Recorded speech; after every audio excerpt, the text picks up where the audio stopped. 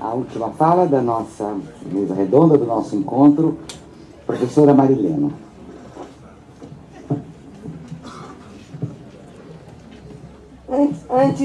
Antes de começar, eu quero fazer um aviso e um convite.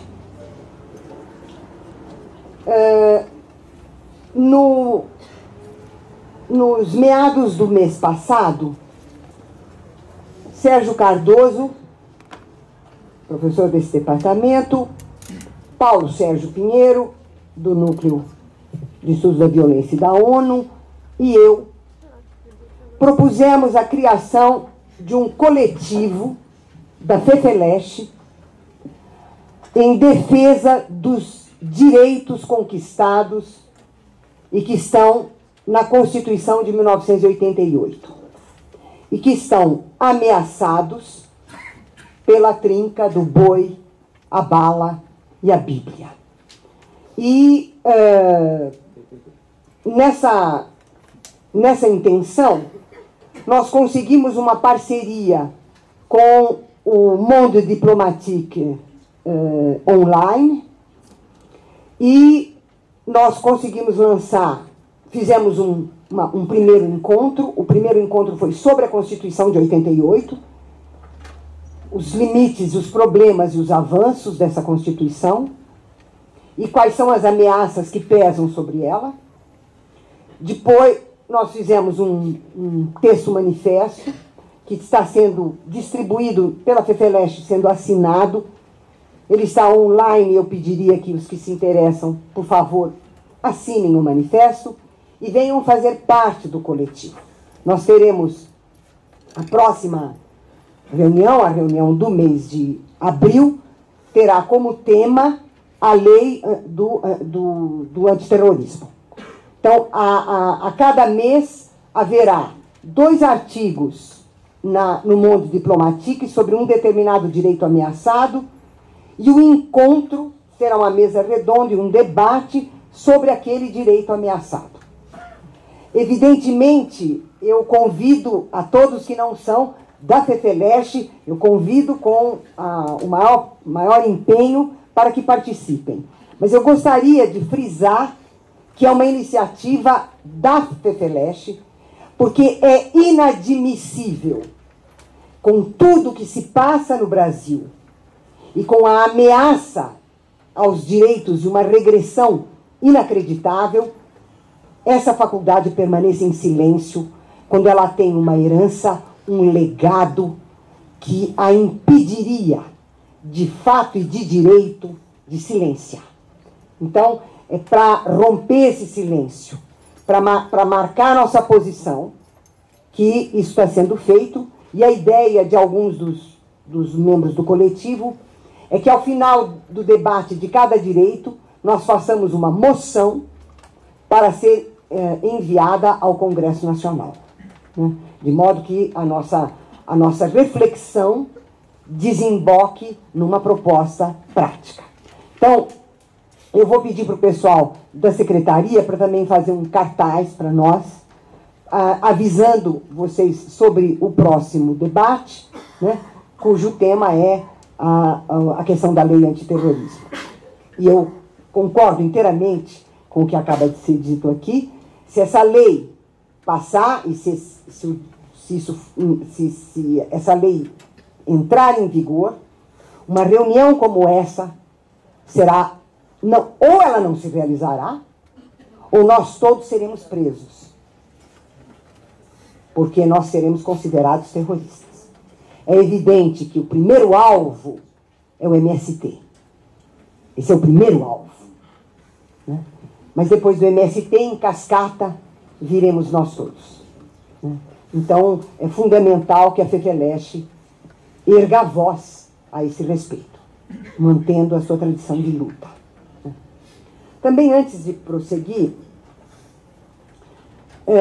eu queria fazer uma observação a respeito do grampo. Quando me contaram, eu estava lá na PUC, quando me contaram, eu falei, não, o golpe já foi dado, vamos embora para casa, já acabou tudo. Eu vou arrumar minhas malas e vou pro exílio. Já estou preparada para ir pro exílio.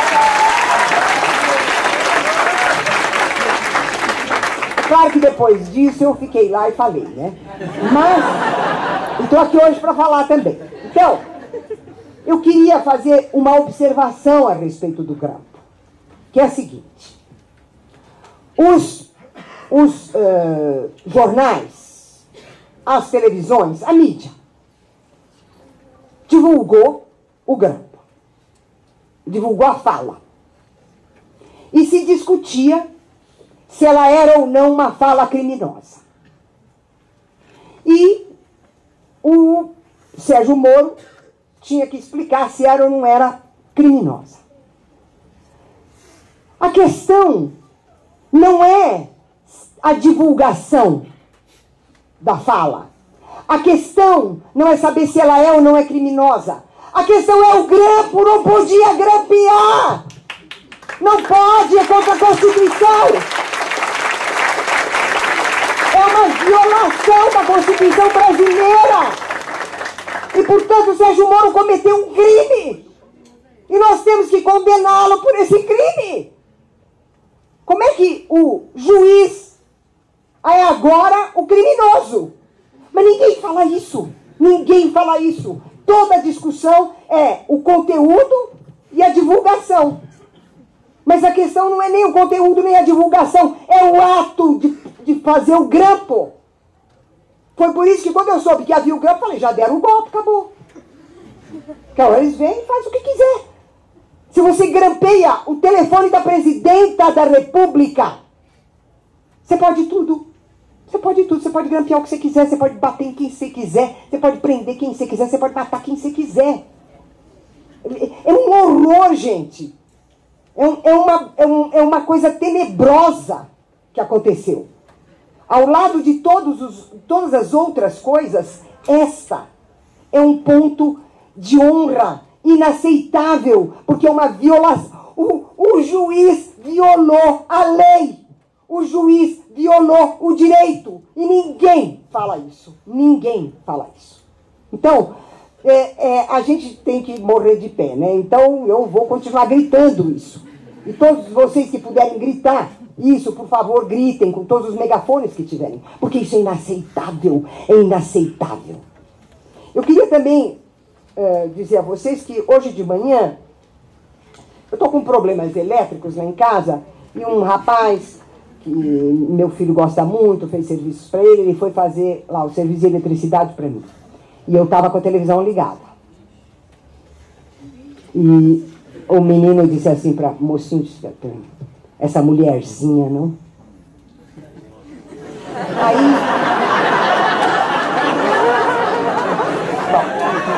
Aí eu pensei, 3 possibilidades. 1, eu digo para ele que desistiu do serviço. 2, eu dou um berro do tamanho de um bonde e mando ele ficar quieto. Ou eu explico para ele. E aí eu expliquei.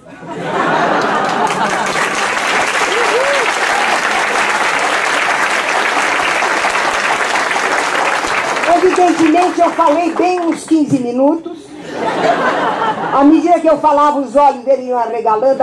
Quando eu acabei de falar, ele falou, eu nunca tinha pensado nisso. Nossa, a senhora tem toda a razão.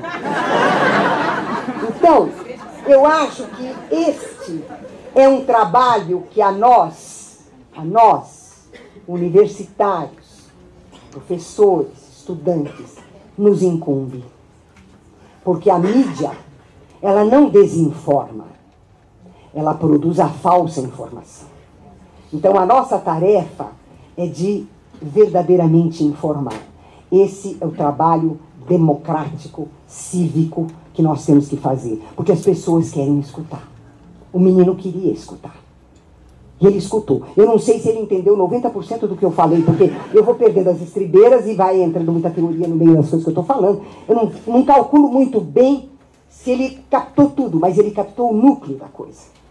que aquilo não era uma mulherzinha falando e que não tinha que bater panela quando ela fala, né? Então, eu penso que no cotidiano e no ritmo do possível, a cada passo, sempre que for possível, uma reformulação da opinião do outro, graças a um conjunto de informações que ele não possui, nós temos o dever democrático de fazer isso.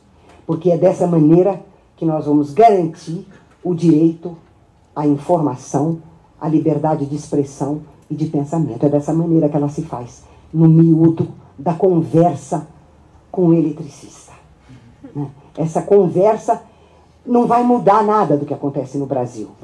Não vai mudar. Mas muda para ele a relação dele com a sociedade brasileira.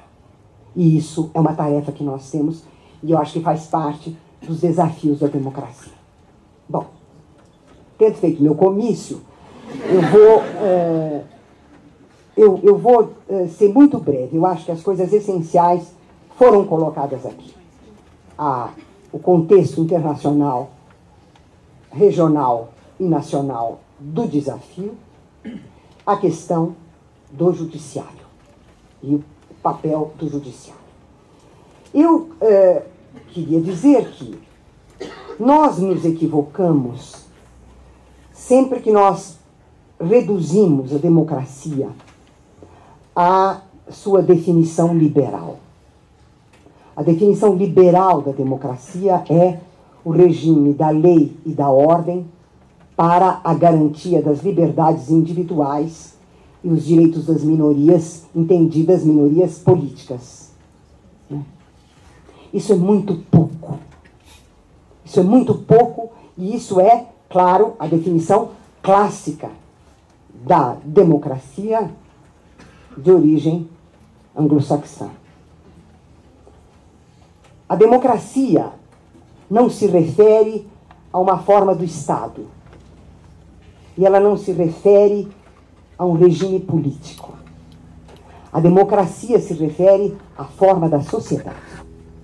É a sociedade que precisa ser democrática. É só numa sociedade democrática que a expressão política será democrática.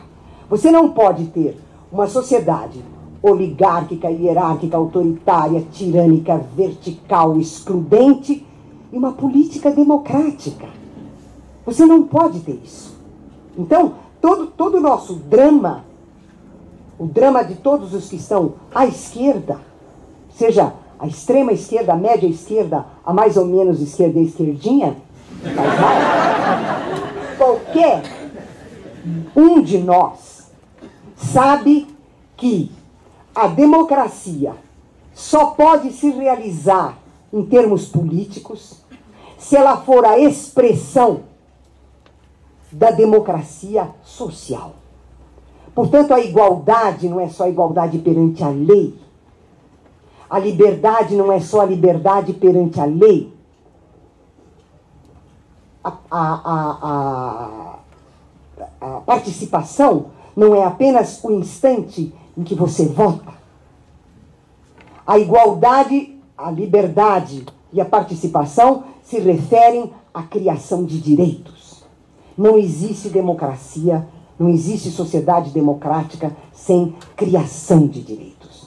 O que caracteriza a democracia é a capacidade interna que ela tem de trabalhar os conflitos para criar direitos novos, fazer direitos novos surgirem. E é por isso que, se num primeiro instante você tem direitos cívicos, direitos políticos, depois você tem direitos econômicos, direitos sociais, direitos culturais, é o caminho pelo qual se dá a criação democrática dos direitos.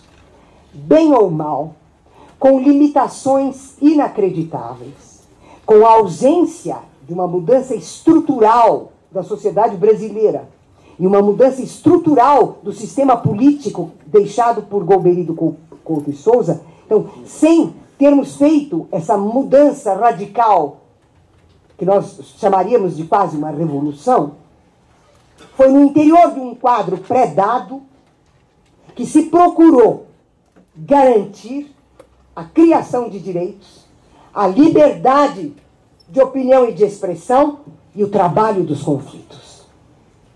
Quando se fala que não houve em instante nenhum o exercício daquilo que nós conhecemos, o Estado de São Paulo, a cidade de São Paulo viu isso nesses meses com os meninos das escolas, o que se retirou como ação da política brasileira, como ação do Estado brasileiro, a ação coercitiva, repressiva, policial.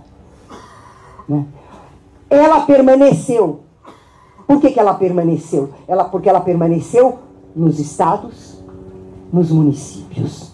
Ela permaneceu porque o federalismo permite que em cada ponto do país os seus governantes e as suas polícias permaneçam tais como eram ou piores. Então, nós temos uma tarefa, o nosso desafio não é só o desafio de garantir que a Constituição de 88 não seja maculada e destruída. Não só garantir que não haja um golpe institucional, mas é garantir que o processo de criação de direitos, de transformação institucional e de mudança da estrutura da sociedade brasileira possa se realizar. Esse é o desafio. Ou seja, para mim, o desafio da democracia é um desafio político só se ele for um desafio social. Por quê? Porque a sociedade brasileira, desde as suas origens, desde a sua formação colonial até hoje, ela é uma sociedade oligárquica, vertical, hierárquica, desigual, excludente e autoritária. Sempre se pensa que o autoritarismo é um fenômeno no aparelho de Estado. O autoritarismo é a maneira como se dão as relações sociais no Brasil. Nas relações sociais no Brasil, você nota três coisas. Primeiro, a relação sempre se estabelece entre um que manda e outro que obedece. A relação é sempre hierárquica. Tem sempre um que manda e o outro que obedece e que aparece da maneira mais trivial no nosso cotidiano, quando o outro te chama de doutor. Ele dá a marca da hierarquia. Ou quando o doutor diz para alguém, você sabe com quem está falando? Então, isso marca a relação social no Brasil. O segundo traço que marca esse autoritarismo social é o fato de que todas as diferenças são imediatamente transformadas em desigualdades. E as desigualdades são transformadas são naturalizadas e imediatamente produzem a hierarquia. Então, toda diferença não é nunca vista como a diferença, como a diversidade. Ela é vista como desigualdade, a desigualdade é posta por conta da natureza e ela permite hierarquizar novamente. E o terceiro traço é o fato de que o outro nunca é percebido como um sujeito, como um ser humano, dotado de razão, vontade, linguagem, liberdade. Ele é visto como uma coisa. E, portanto, ele é tratado como um objeto. Que você joga para cá, joga para lá. Então, não há relação intersubjetiva, não há relação igualitária e não há relação de solidariedade e fraternidade. A sociedade brasileira está estruturada dessa maneira. É ela que põe para nós o desafio da democracia. Porque é nessa sociedade que o neoliberalismo cai como uma luva. O neoliberalismo que é o encolhimento do espaço público dos direitos e o alargamento do espaço privado dos interesses individuais e de mercado. É isso o neoliberalismo. E é isso o que é perfeito para a sociedade brasileira, que é incapaz de lidar com os direitos e absorve de uma maneira incessante o individualismo competitivo, o sucesso a qualquer preço, o empreendedorismo da teologia dos fundamentalistas evangélicos e a ideia de que um indivíduo é simplesmente um investimento que deve dar lucro. Você investe no indivíduo porque ele é o capital humano. Então, é nesse quadro que o desafio à democracia se coloca. E é por isso que, diante desses desafios, diante da necessidade de refazer a sociedade brasileira, há dois campos nos quais, neste momento, a nossa intervenção é prioritária. O campo da opinião pública. A opinião pública, quando essa ideia surge, a partir da Revolução Francesa, a opinião pública é a seguinte ideia: é o direito de cada indivíduo e de cada grupo, de cada coletividade, de exprimir em público o seu pensamento, as suas opiniões, as suas ideias e vê-las discutidas e deliberadas em público. É isso a opinião pública. Ora, o que acontece se você toma a mídia? Você tem dois fenômenos avassaladores na mídia. A primeira coisa que a mídia faz é que ela se torna, a portadora da opinião pública.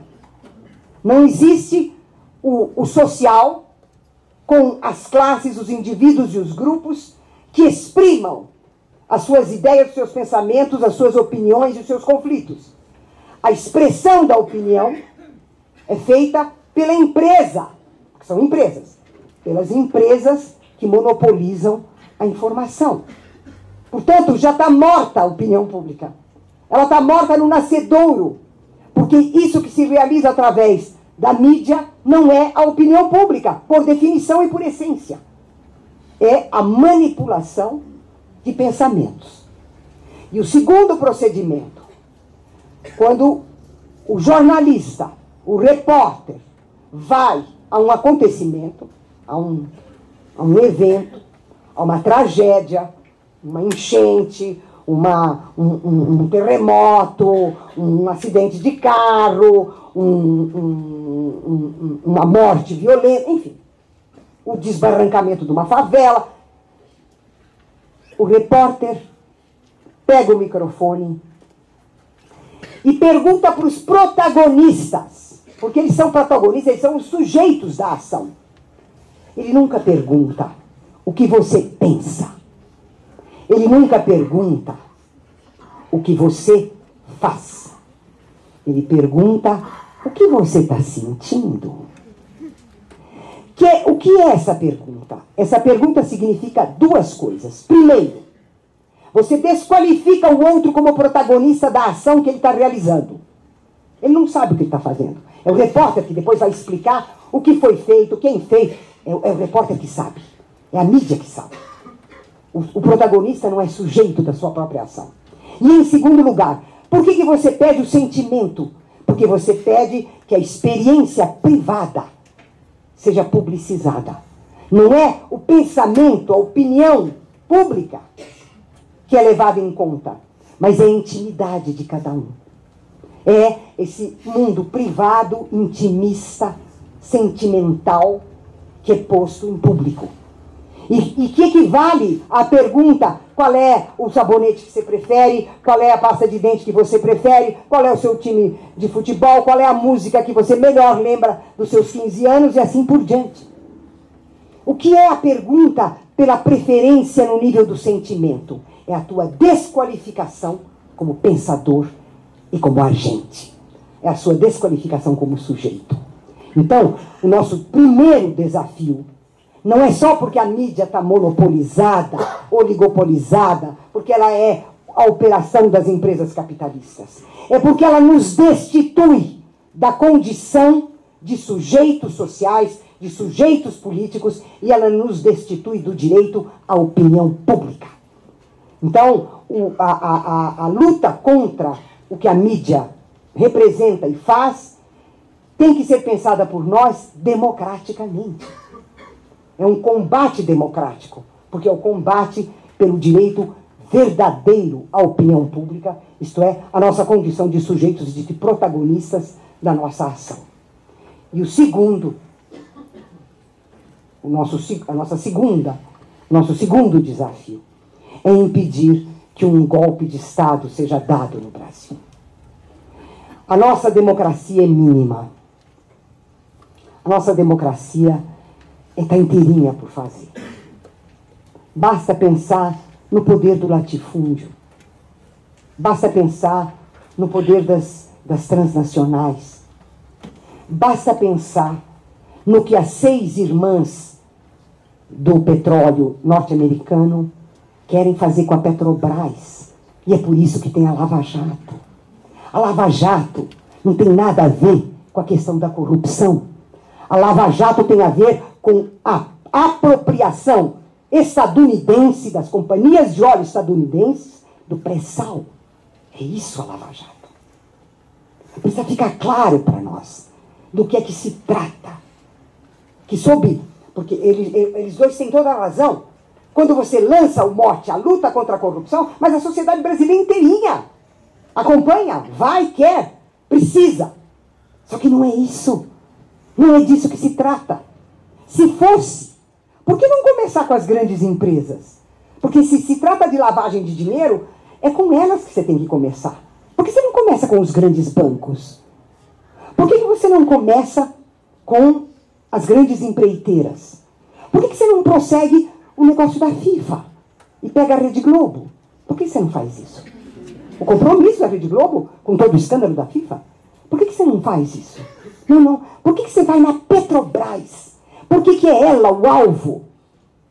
Porque o alvo é o pré-sal e a nossa soberania econômica. E o que nós significamos na América Latina e nos BRICS. Então, é de uma gravidade imensa o que está sendo feito. E a população está sendo empurrada nessa direção, porque ela não tem a menor informação de por que essa operação está sendo realizada. E para que ela está sendo realizada. E o desastre que ela significa. Né? E por que o governo não tem mostrado o máximo de coragem possível. Tem cedido muita coisa. Porque é uma pressão gigantesca. Gigantesca. Porque as 6 companhias de petróleo são aquelas que fizeram a guerra da Chechênia, a guerra da Ucrânia, a guerra Irã-Iraque, a guerra do Iraque, a guerra da Síria. Não é qualquer um. Não é amiguinho da esquina. São os caras que convulsionaram a Europa Central por causa dos oleodutos e convulsionaram o Oriente Médio por causa do petróleo. São eles que agiram na Venezuela e estão agindo aqui. É disso que se trata.